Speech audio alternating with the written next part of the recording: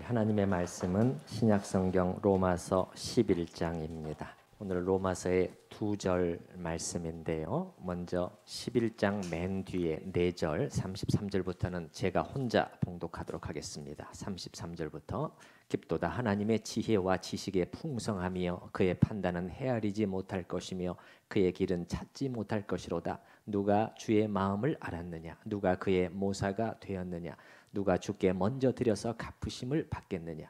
이는 만물이 주에게서 나오고 주로 말미암고 주에게로 돌아감이라. 그에게 영광이 세세 있을지어다. 아멘.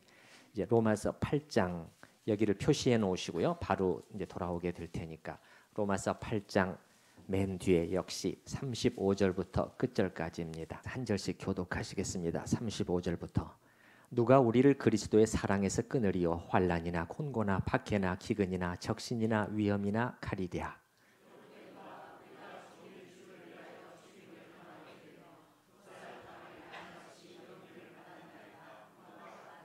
그러나 이 모든 일에 우리를 사랑하시는 이로 말미암아 우리가 넉넉히 이기느니라.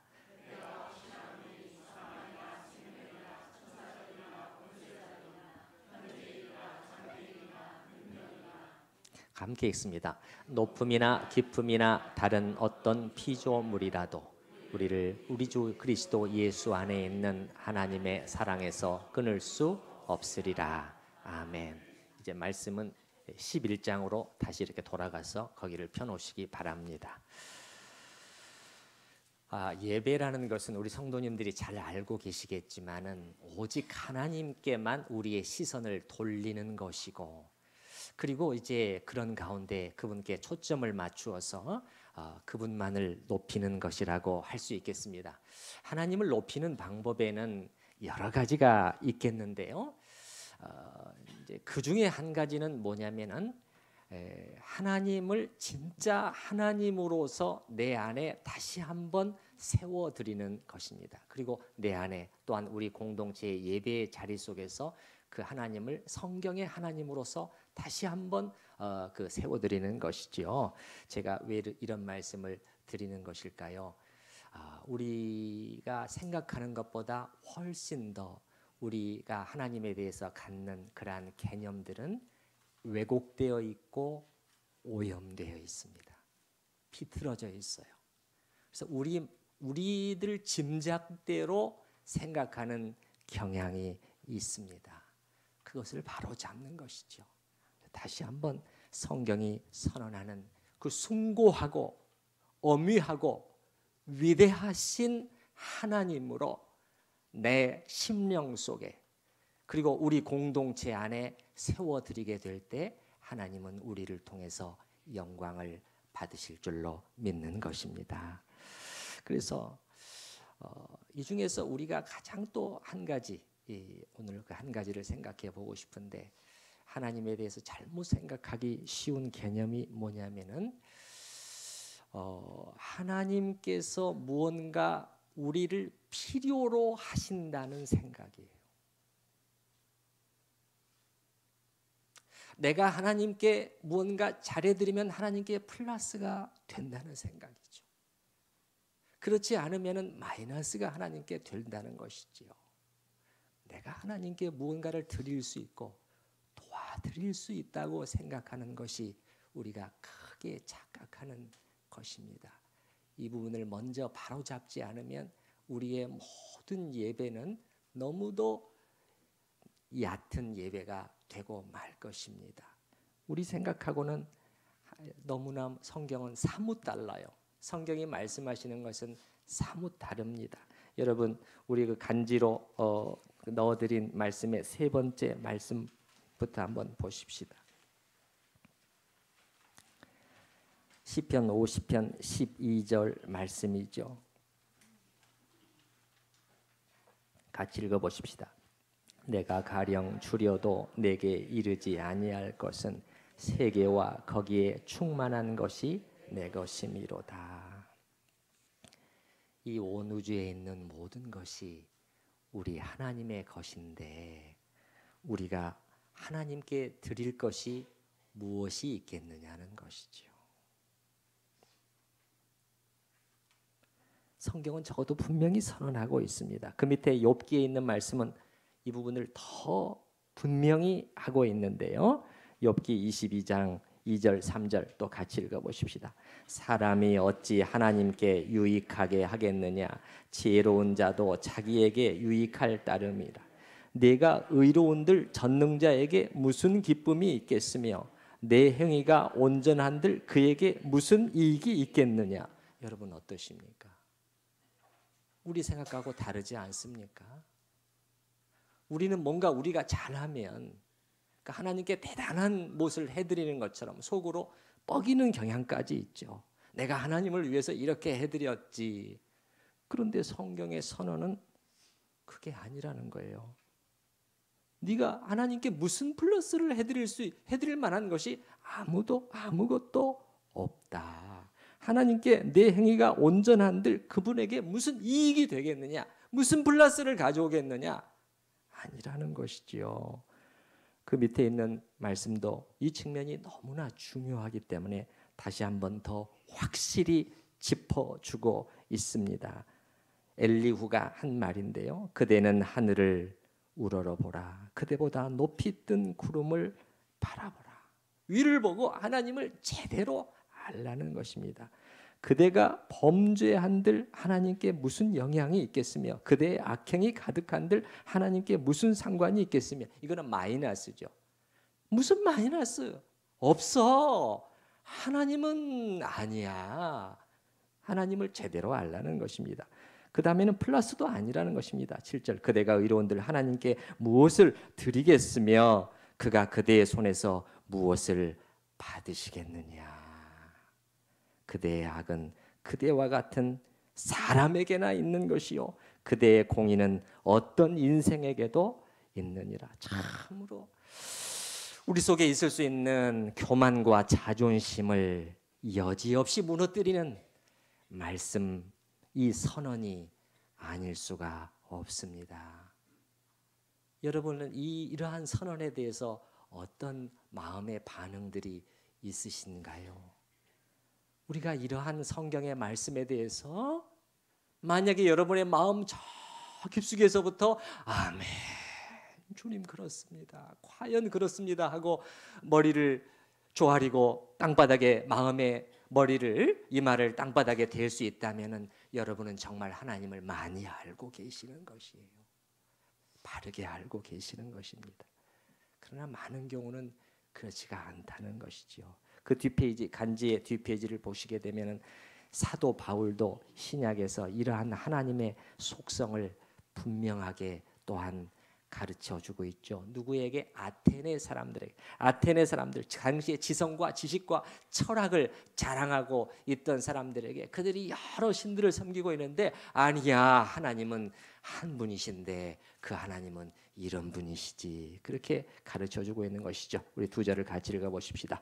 우주와 그 가운데 있는 만물을 지으신 하나님께서는 천지의 주제시니 손으로 지은 전에 계시지 아니하시고 또 무엇이 부족한 것처럼 사람의 손으로 섬김을 받으시는 것이 아니니 이는 만민에게 생명과 호흡과 만물을 친히 주시는 이심이라. 그러니까 24절에 우주와 그 가운데 있는 만유를 보이는 것과 보이지 않는 것들과 모든 것들을 창조하셨을 뿐만 아니라 25절 뒷부분 밑줄 두 번째 부분 이 모든 것들에게 친히 생명과 호흡과 기운과 에너지를 공급해 주시는 친히라고 되죠. 친히 직접 그분 자신이 그냥 자동으로 돌아가게 하는 기계와 같은 것이 아니라는 거예요. 우주 하나님은 창조해 놓으시고 그 다음에 잘 만들어진 시계처럼 혼자의 힘으로 돌아가도록 하신 것이 아니다. 이렇게 주장하는 것을 우리가 이신론이라고 불러요. 이신론,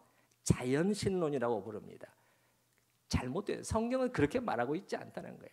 하나님께서 친히 그 호흡과 모든 것을 붙들고 계신다. 하나님께서 이것을 놓는 순간에 이것은 죽음이라는 거예요. 이거는 해체라는 거예요. 예. 그래서 그것을 다 지으셨을 뿐만 아니라 친히 그것들을 붙들고 계시는 하나님이신데 그분이 우리 이 가짜는 피조물에게서 무엇을 받으실 것이 있겠느냐는 것이죠. 그래서 25절의 시작이 어떻게 됩니까? 무엇이 부족한 것처럼. 무엇이 하나님께는 부족함이 전혀 없으시다는 이 성경적인 진리를 우리 마음속에 다시 확고하게 세워야만 되겠습니다. 부족함이 없으신 하나님. 그것은 무슨 말이냐면 성부, 성자, 성령 삼위일체 하나님은 혼자 스스로 충분하시다는 것입니다. 무엇이다고요? 충분하시다는 거예요. 충분하시다는 거예요. 그래서 이것을 신학적인 용어를 사용해서 학자들은 하나님의 자기 충족성이라고 부릅니다. 한번 따라서 해보시죠. 자기 충족성. 이거 줄여서 자족성이라고도 말합니다. 자족성. 그러면 영어로는 all sufficient입니다. 완전히 그분 자신으로 충분하신 하나님. 왜냐하면 그분으로부터 모든 것이 흘러나오기 때문에 그분이 주시는 분이고 그분을 통하여 있고 그분께로 다시 돌아가는 것이기 때문에. 그래서 여러분 우리가 로마서 오늘 11장 맨 뒷부분 다시 한번 보시기 바랍니다. 그렇기 때문에 11장 35절 보시기 바랍니다. 누가 주께 먼저 드려서 갚으심을 받을 존재가 어디 있겠느냐. 하나님을 잘 알아야 된다. 36절 같이 읽어보십니다. 이는 만물이 주에게서 나오고 주로 말미암고 주에게로 돌아갑니다. 그에게 영광이 세세 있을지어다. 하나님의 이런 속성을 사도 바울은 볼 때마다 마음에 찬양이 솟아나오는 것이죠. 하나님을 하나님으로 그 마음속에 다시 한번 세워내게 됐을 때 성령께서 그 심령을 흔드시는 거죠. 그래서 이 성령이 튀어나오는 것입니다. 만물이 주에게서 나오고 주로 말미암고 주에게로 돌아갑니다. 세 가지를 말하고 그분으로부터 모든 것이 흘러나오고 그분을 통하여 말미암고는 그분을 통하여 모든 것이 있다는 것입니다. through입니다. through. 그 다음에 모든 것이 그분에게로 다시 돌아간다. 귀속된다. 이런 하나님이신데 무슨 부족함이 있겠느냐는 거죠. 그분으로 충분하다는 것이지요. 그래서 다른 말로 하면 하나님께는 필요가 없으시다는 것입니다. 무엇이 없어요? 필요. 그분으로 충분하신데 더 이상 그 밖에서 하나님 밖에서 어느 누구도 어느 무엇도 아무것도 하나님을 도와드릴 수 있는 존재가 없어요. 이것이 성경이 분명히 선언하고 있는 숭고하고 위대하신 하나님의 상입니다. 여기서 조금치라도 우리가 양보를 하게 되면은 큰 문제가 생기게 되고 우리의 예배가 벌써 영향을 받게 됩니다. 여러분, 필요라는 단어, 이것은 피조물에게나 해당되는 말이고 우리 인간에게나 해당되는 말. 우리는 얼마나 많은 우리 밖으로부터 얼마나 많은 것을 필요로 합니까? 호흡, 햇빛, 공기, 인간적인 많은 사회적인 관계들. 가장 힘드는 게 뭐죠? 감옥 속에서 혼자 독방. 아주 무서워하죠. 감옥에 가서 있는데도 우리는 많은 필요를 갖고 있는 존재인데 하나님께는 그렇지 않다는 것입니다. 쉽게 설명해 보면 태양과 우리와의 관계를 한번 여러분이 생각해 보시면 어떨까요? 우리가 태양을 의존하고 있는 것이지 태양은 우리를 전혀 의지하고 있지를 않는 것처럼 그렇다는 거예요. 우리가 전적으로 하나님께 의존되어 있는 존재인 것이지 하나님은 우리에게 단 한 조각도 의존되어 있는 분이 아니시라는 거예요. 여러분 생각해 보세요. 태양에 조금만 문제가 생기면 우리는 당장 영향을 받습니다. 그렇죠?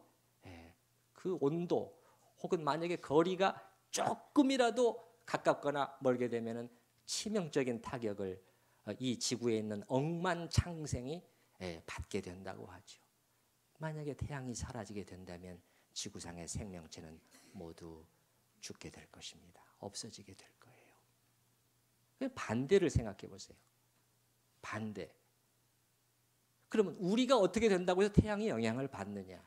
우리가 태양에게 의존하고 있는 것이기 때문에 태양은 우리한테 하나도 의존하고 있지 않기 때문에 우리가 어떻게 된다 한들 전혀 상관이 없다는 거예요. 전혀 상관이 없다는 거예요. 바로 그것이 하나님의 자족성이라는 것입니다. 우리가 하나님께 더하여 드릴 것도 거기서 뭐 마이너스를 가져올 것도 없다는 것이지요.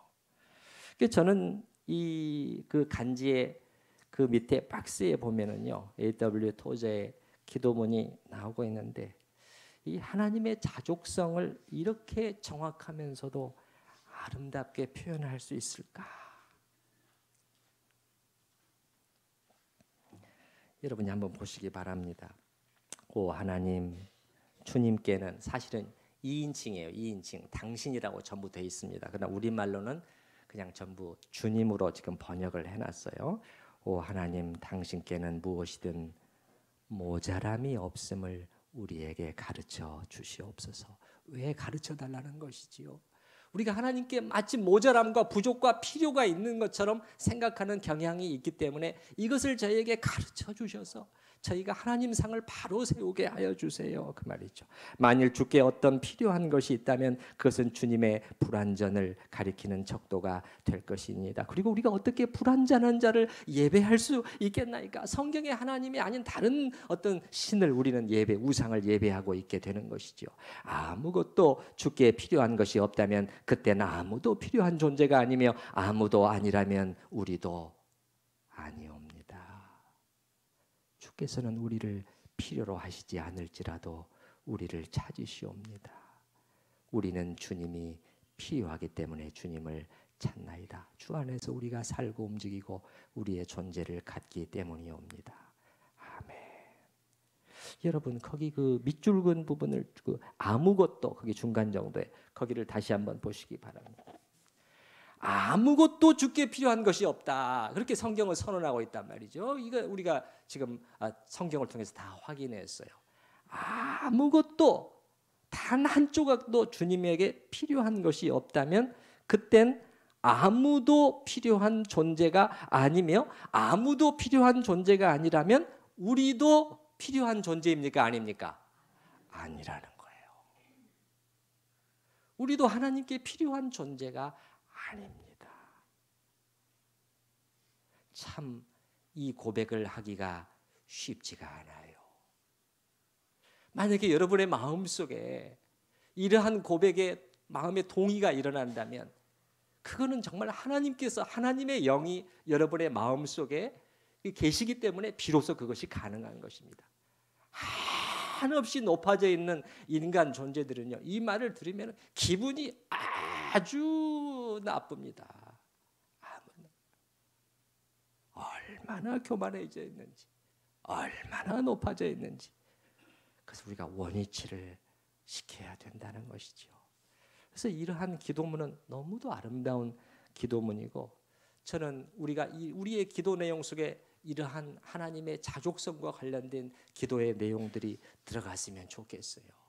주일 대표 기도도 그렇고 공식적인 기도도 그렇지만 여러분이 하나님 앞에서 개인적으로 주님 앞에 기도하는 시간을 갖고자 앉으셨을 때 이런 기도를 드릴 수 있다면 곰곰 묵상을 하면서 여러분 아무것도 그 문장만 다시 한번 우리의 믿음의 고백으로 겸손함 가운데 같이 한번 읽어보십시다. 아무것도 주께 필요한 것이 없다면 그땐 아무도 필요한 존재가 아니며 아무도 아니라면 주님 우리도 아닙니다. 하나님 앞에서 여러분이 이러한 기도를 드리고 곰곰 묵상하고 그렇게 하나님을 높일 때 여러분을 통해서 하나님은 매우 큰 영광을 거두시는 것입니다.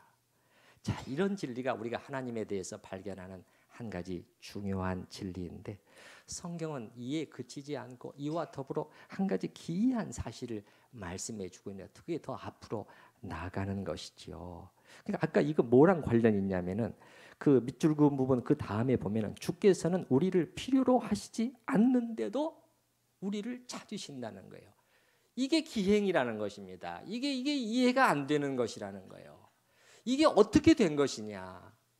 저도 답을 갖고 있지 않습니다. 그러나 거기까지 우리는 나가면서 주님을 다시 한번 찬양키를 원하는데 자족하신 하나님, 우리가 없어도 조금도 부족함이나 아쉬움이 하나도 없으신 하나님, 그 혼자로서도 모든 일을 다 하실 수 있는 하나님이신데 어떻게 하나님께서 우리 같은 존재를 통해서 당신의 위대한 일을 하신다는 것이에요.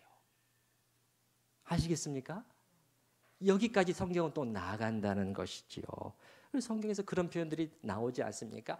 너희 안에서 행하시는 이는 하나님이시니. 사도 바울이 골로새서 1장에서 나도 내 속에서 능력으로 역사하시는 이의 역사를 따라. 도대체 왜 자족하신 하나님께서 마른 장작과도 같이 쓸모없는 우리를 통해서 당신의 큰 일을 이루시기로 작정을 하셨는지, 그게 기이하다는 것입니다. 그게 기이하다는 것입니다. 그래서 우리는 다만 한 가지, 어떤 경우에도 이것을 알았다면 교만해져서는 안 되겠죠. 그렇죠?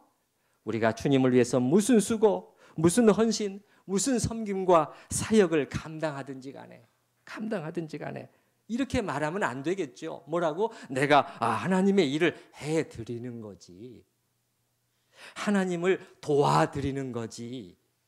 이건 아니에요. 이건 아닙니다. 그게 아니고 뭐라고요? 혼자서 모든 것을 행하실 수 있는 그분이 우리를 사용해 주시는 것입니다. 사용해 주시는 것입니다. 은혜라는 것입니다. 은혜라는 것입니다. 근데 더 놀라운 사실, 또 한 발 더 나가겠습니다. 한 발 더 나가. 아까 제가 말씀드린 하나님의 자족성이 교리가 너무나도 분명하기 때문에 이것은 필요랑 관련된 단어라고 그랬죠. 하나님께는 도무지 그분 자신 외에 다른 것을 필요로 하지 않으시는 하나님, 스스로 충분하신 하나님이신데, 그리스도 안에서 이 큰 구원 안에서 마치 하나님께서 우리의 사랑과 헌신을 필요로 하시는 것처럼 그렇게 만들어 버리셨다는 것입니다. 이게 지금 또 놀라운 것이라는 거예요. 성경을 보게 되면 하나님께서 그토록 줄기차게 우리의 순종과 사랑과 헌신을 요구하고 계시는 것을 본단 말이죠. 그러면서 무엇보다도 우리의 마음, 가슴을 달라고 하지 않습니까? 내 아들아, 너의 마음을 내게 달라. 너의 이 가슴, 껍데기가 아니라 가슴을 하나님께서 달라고 하시는 거예요. 이 예배의 자리에 와서도 마찬가지죠. 껍데기가 와서 앉아있는 것, 그것이 아니라 우리 각 사람 심령 속에서 너의 마음을 나에게 줘. 나는 그것을 원해. 그렇게 말씀하신다는 거예요. 여러분, 자, 이게 여기서 참 이 신비한 것이 있다는 거예요. 나는 그것을 원해.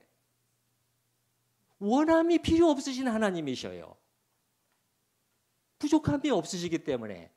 근데 하나님께서 그것을 원한다고 하신다는 거죠. 이게 놀라운 역설인 것입니다. 우리가 성경에서 발견하는 전혀 필요가 없으신 그분이 마치 우리의 가슴 전체의 사랑을 필요로 하시는 것처럼 그렇게 자신을 만들어 버리셨다는 것입니다. 전혀 부족함이 없으신 그분이 마치 우리가 그분께 드리는 온전한 사랑과 헌신이 없으면 무언가 부족하신 것처럼 우리의 완전한 사랑을 얻으시기 전까지는 결코 만족하지 않으시도록 자기를 그렇게 우리와 사랑 가운데서 묶어 버리셨다는 것입니다. 이것이 성경이 말하는 이 큰 구원이에요. 여러분, 제가 여러 번 말씀드리지만 구원을 우리가 너무 작게 축소시켜 버렸습니다. 그저 그냥 예수 믿고 죄 용서받고 지옥 안 가는 정도 구원, 우리 신약성경 살펴봐도 그 정도가 아닙니다. 하나님께서 그리스도 안에서 우리와의 관계 속에서 하신 일은 너무나 크고 너무나 놀랍고 우리의 상상을 완전히 초월하는 그러한 일이라는 거예요. 그리스도 안에서. 이게 계속 반복되는 거예요. 따라서 해보죠. 그리스도 안에서. 이 그리스도 안에서 하신 일이라는 거죠. 하나님께서 그리스도 안에서 자신의 전부를 내어주시고,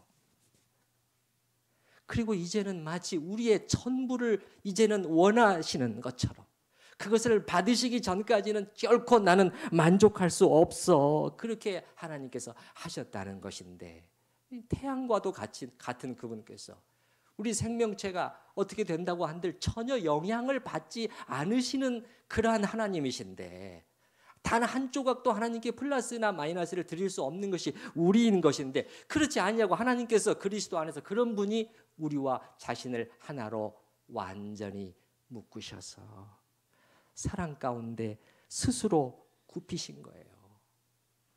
내려오신 것입니다. 이 큰 일을 행하신 것입니다. 우리의 전부를 요구하시도록.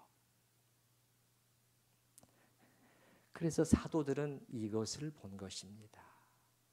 이야, 어떻게 하나님께서 이렇게까지 하실 수가 있지? 어떻게 하나님께서 이 큰 구원 안에서 이렇게까지 하나님께서 하셨지? 그것을 흥분 가운데 바라보고 전하고 가르치고 그렇게 했던 것이지요. 우리가 오늘 길게 말해온 이 진리를 아주 함축적으로 그 간지 마지막에 나와 있는 요한 쉐플러라는 분, 독일의 시인인데 표현하고 있는데, 제가 이 시를 처음 대하면서 정말 오래전에 대했습니다. 처음에는 희미했죠.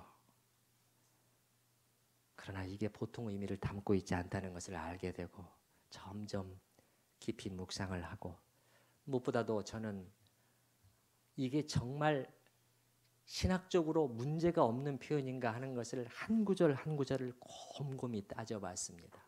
또 따져보고 또 따져보고 그 다음에 성경을 또 확인해 보면서 저의 내린 결론은 이 중에 글자 하나, 단어 하나도 신학적으로 잘못된 게 없다. 아주 기독교 정통 신학과 그대로 일치하는 것인데, 그런데 이렇게 함축적으로 이렇게 아름답게 표현할 수가 있을까 싶어요.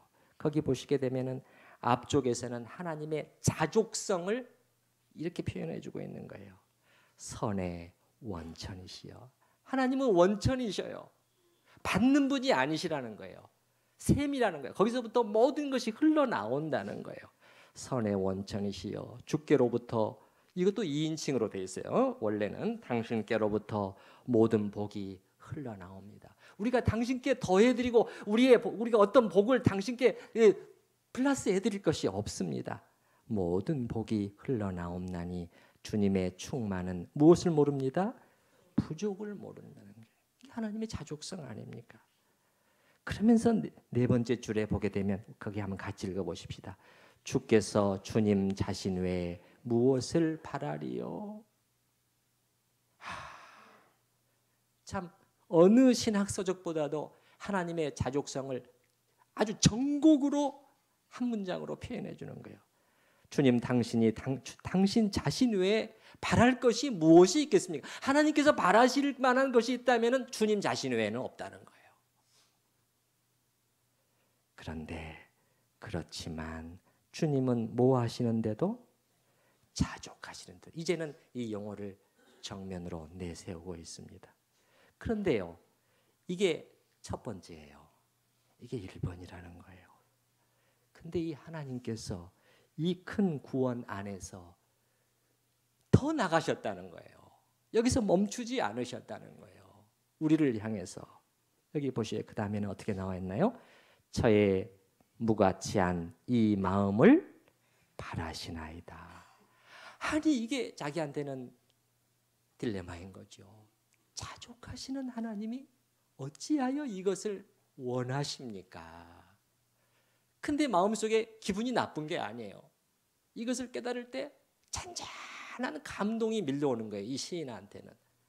저희 무가치한 아무짝에도 쓸모없는 이것을 주님은 원하신다는 거예요. 그리고 마지막 줄에서는 주님은 이것을 오직 뭐만을? 이것만을 우리의 마음, 우리의 가슴, 우리의 사랑 그것만을 원하신대요. 저는 이 부분이 이거 이렇게 말할 수 있어. 이렇게 말할 수 있어. 성경을 다시 열심히 찾았는데 오늘 그럴 시간은 없어요. 그러나 이미 우리가 나눈 많은 그리스도 안에서의 구원과 관련된 표현 속에 이거는 정확한 표현이다.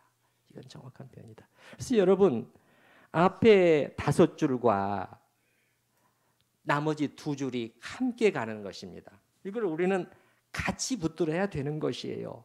앞에는 하나님의 자족성입니다. 두 번째는 뭐죠? 그럼에도 불구하고 하나님께서 예수 안에서 우리를 자신과 하나로 완전히 묶어버리시고 이제는 너의 마음을 나는 원한다고까지 말하게 되었다는 것이에요. 이게 신비로운 것인데 우리는 이 2가지를 다 붙들어야 된다는 것입니다. 많은 기독교 신학, 특히 이 가벼워진 우리의 복음주의 신학 속에서는 오랫동안 전자가 무시되어 왔어요. 후자만 얘기하는 거예요. 그 속에서 우리의 마음은 얼마나 높아졌는지 모르고 우리의 경배의 대상이신 하나님은 우리 속에서 얼마나 작아지셨는지 모르겠어요. 그게 아니라는 거예요.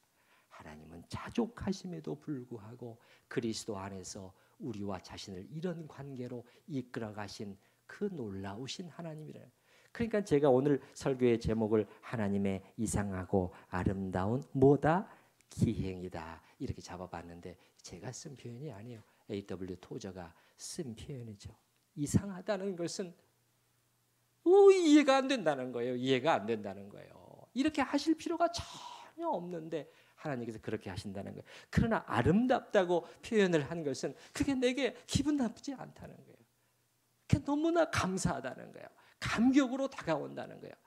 이것만을 원하시는 하나님, 믿음과 사랑으로 주님 드리겠습니다 라는 반응이 나온다는 것이죠. 그래서 이상하고 아름다운 기행이라는 것이죠. 여러분 로마서 8장으로 가보도록 하겠습니다. 로마서 8장.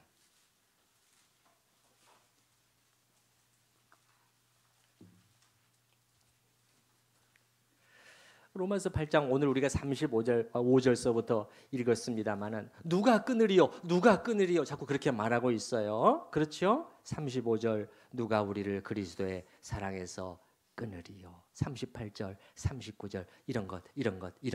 39절 맨 뒤에 그리스도 예수 안에 있는 하나님의 사랑에서 끊을 수 없으리. 끊는다는 것은 분리시킨다는 것입니다. 영어로는 separate라는 거예요.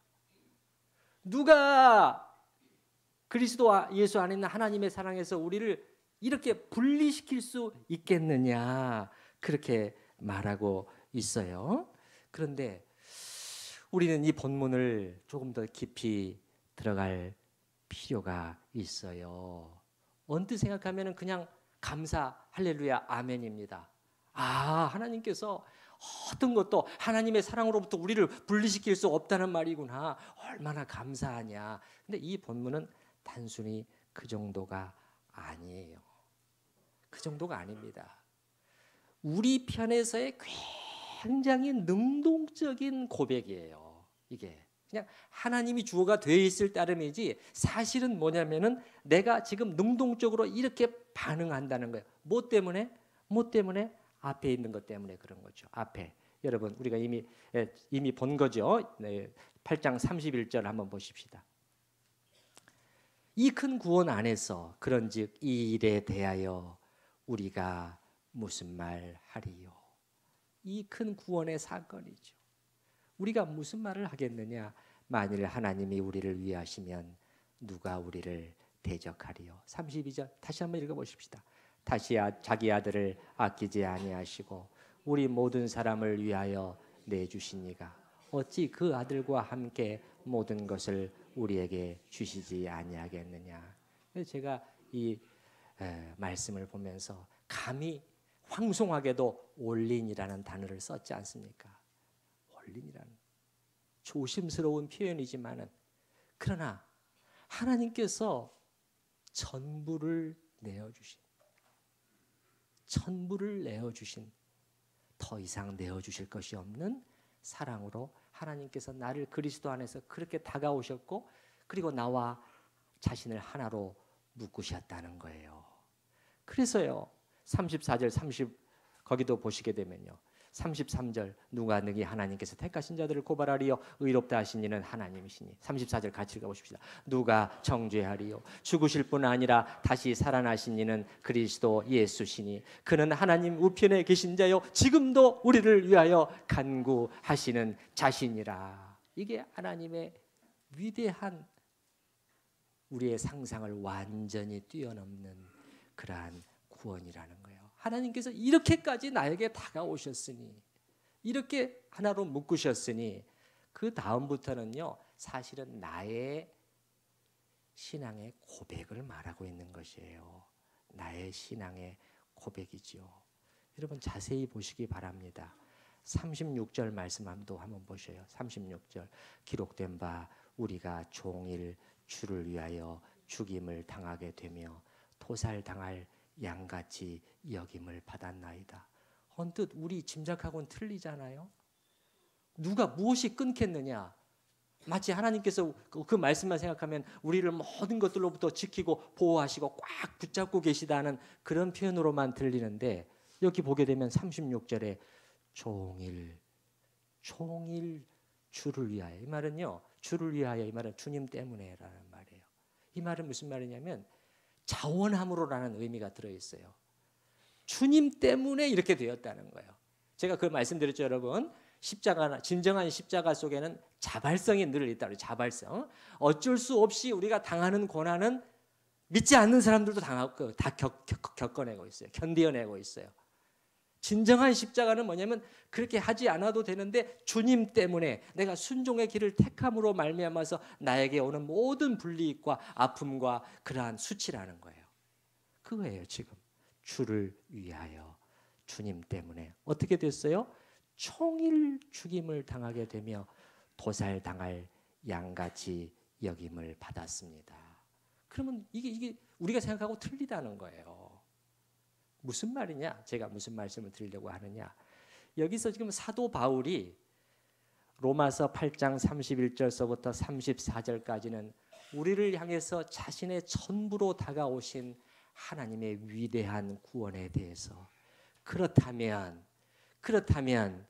이 구원의 은혜를 입은 그 사랑을 입은 우리는 어떻게 반응해야 되겠느냐는 거예요. 어떻게 반응해야 되겠냐? 나의 능동적인 결단입니다. 사실은 그게 뭐예요? 이런 것이 온다고 할지라도 저는 포기하지 않겠습니다. 그 말이에요. 이런 것이 온다고 할지라도 이런 것들이 내게 임한다고 할 또 어떤 것이에요? 35절도 나오죠.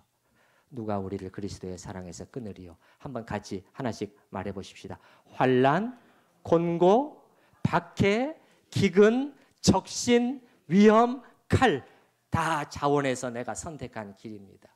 주님, 그런 것이 온다고 할지라도 저는 이제 물러설 수 없습니다. No turning back이죠. 뒤돌아서지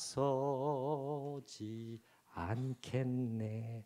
이게 무슨 말이냐? 이렇게까지 강하게 능동적으로 그 하나됨에 반응하는 거예요. 나를 향해서 그리스도 안에서 다가오신 하나님의 위대한 구원에 믿음과 사랑과 헌신으로 저는 반응합니다. 그런 거죠. 그래서 38절 39절도 그거랑 연결되어 있는 것입니다. 내가 확신하노니 사망, 생명, 천사들, 권세자, 현재일, 장래일, 높음, 깊음, 다른 어떤 피조물 이런 것들이 주님과 나를 끊어내려고 할지라도 나는 이제는 안 됩니다.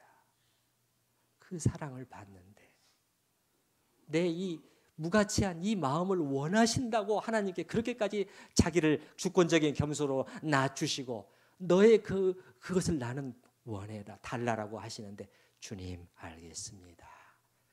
35절서부터 39절까지는 셰플러의 표현에 따르면 이렇게 표현하는 거예요. 주님, 저의 무가치하기 짝이 없는 이 마음을 주님을 향해 바칩니다. 그 표현이라는 것이죠. 이 큰 구원이라는 시리즈로 우리 성도님들과 함께 그동안에 오늘까지 5차례 살펴봤습니다. 이제 오늘로 이 주제 자체에 집중하는 것은 마무리하려고 합니다마는 참으로 제가 바라는 것은 우리 성도님들의 마음속에 신약 성경에 그렇게 묘사되어 있고 우리 사도들이 그렇게 흥분해서 다양한 것으로 모양으로 표현으로 우리에게 설득하고 선포하고 있는 이 구원이 참으로 작지 않기를 바랍니다. 참으로 커지기를 바랍니다. 이것이 여러분이 언뜻 생각하기에는 그것이 나의 현재의 삶과 무슨 관계가 있을까? 그렇게 생각하신다면 여러분이 해보고 나서 말씀하시기 바랍니다. 해보고 나서 말씀하세요. 무엇을 해보라고요? 무엇을 해보라고요? 나의 현재 지금 닥친 이 바람, 이 곤고함, 이 해결해야 될 이 문제, 이 납덩이처럼 짓누르고 있는 우리 가정의 이 아픔, 고통, 그것이 있을 때 그저 그것만 여러분이 너무 붙들지 마시고 물론 기도해야 되겠지만 잠시 내려놓고 위를 들어서 눈을 보라는 거예요. 성경이 말한 이 로마서 8장 31절서부터 39절까지 한번 안으로 들어가 보시라는 거예요. 안으로 들어가 보시라는 거예요. 하나님께서 이렇게까지 그렇게 하면서 그 큰 구원을 우리 안에서 묵상하게 되면 이게 커진다니까요. 커져요. 이게 참 커지게 되면 어떻게 됩니까? 문제들이 작아진다는 거예요. 문제들이 작아지는 거예요. 그거는 부차적인 것이구나. 그거는 일시적인 것이구나. 그것은 지나가는 것이구나. 그것은 견디면 되는 것이구나. 그렇게 된다는 거예요. 원컨대 우리의 마음속에 주님의 위대한 구원이 커질 수 있기를 주님의 이름으로 축원합니다.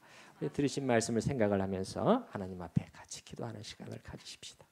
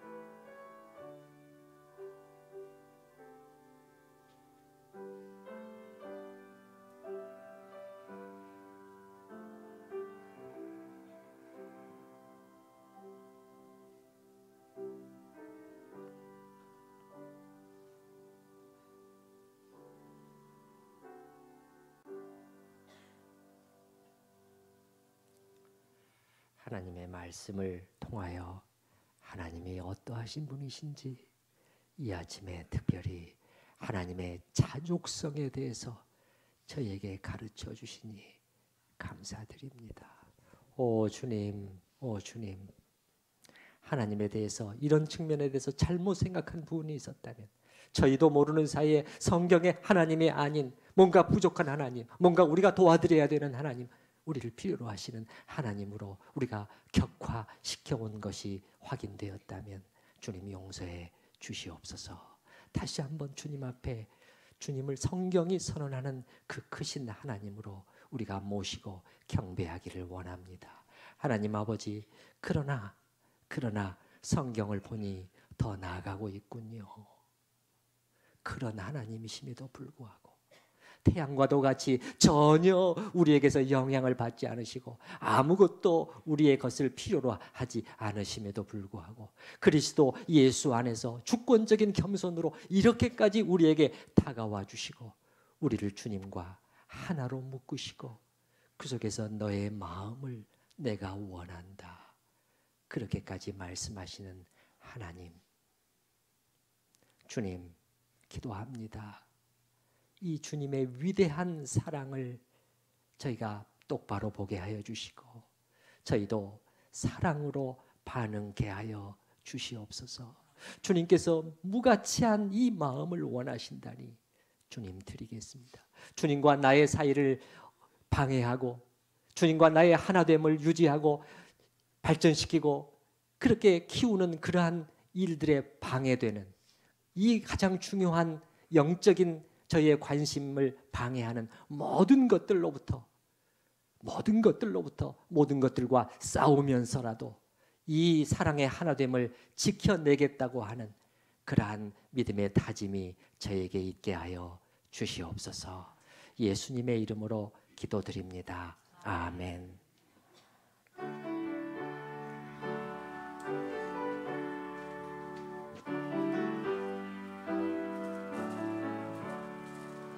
예수를 나의 거주 삼고 성령과 피로써 거듭나니 이 세상에서 내 영혼이 하늘의 영광 누리로다. 이것이 나의 간증이요 이것이 나의 찬송일세. 나 사는 동안 끊임없이 구주를 찬송하리로다. 온전히 주께 맡긴내어 사랑의 음성을 듣는 중에 천사들 왕래하는 것과 하늘의 영광 보리로다. 이것이 나의 간증이요 이것이 나의 찬송일세. 나 사는 동안 끊임없이 구주를 찬송하리로다. 주 안에 기쁨 누림으로 마음의 풍랑이 잠잠하니 세상과 나는 간 곳 없고 구속한 주만 보이도다. 아멘. 이것이 나의 간증이요 이것이 나의 찬송일세. 나 사는 동안 끊임없이 구주를 찬송하리로다.